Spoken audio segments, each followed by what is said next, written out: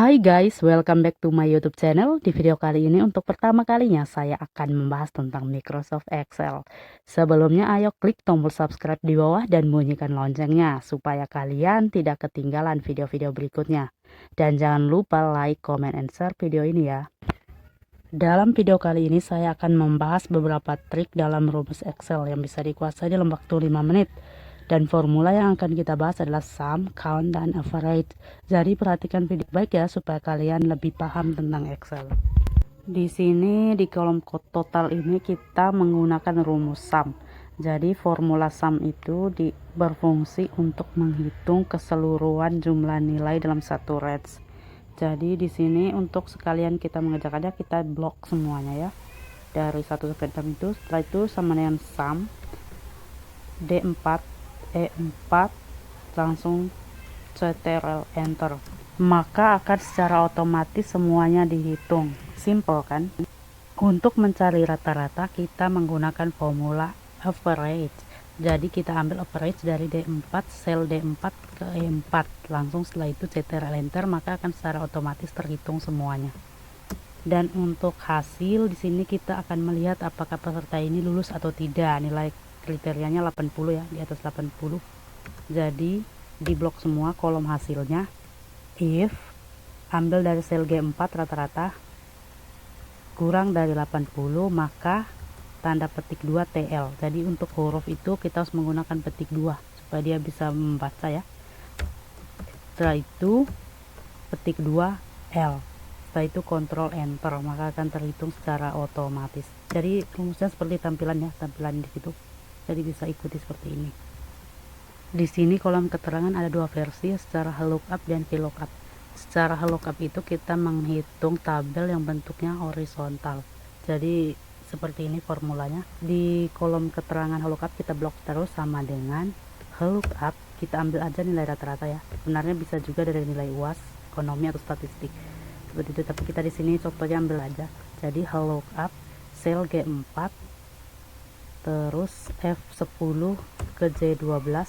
Untuk semuanya nanti kita tidak perlu rubah satu-satu lagi, kita F10 sama J12 itu kita string pakai keyboard F4 ya, tekan F4 aja, string semuanya.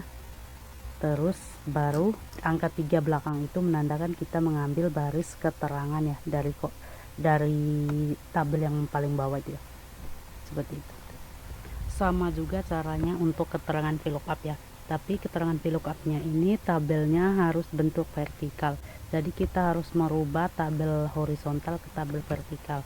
Jadi caranya kita menggunakan rumus transpose ya.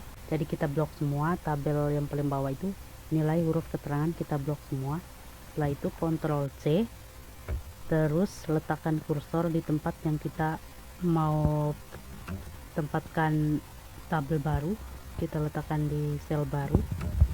Setelah itu tekan tombol di keyboard Alt E SP enter, maka otomatis akan tercopy tabel baru yang bentuknya vertikal. Setelah itu kita blok lagi untuk di kolom keterangan VLOOKUP, kita blok semua, masukkan rumus VLOOKUP, ambil nilai rata-ratanya G4 E15 G19, terus 3 itu juga menandakan bahwa kita akan mengambil nilai dari kolom ketiga ya, dari tabel di bawah itu.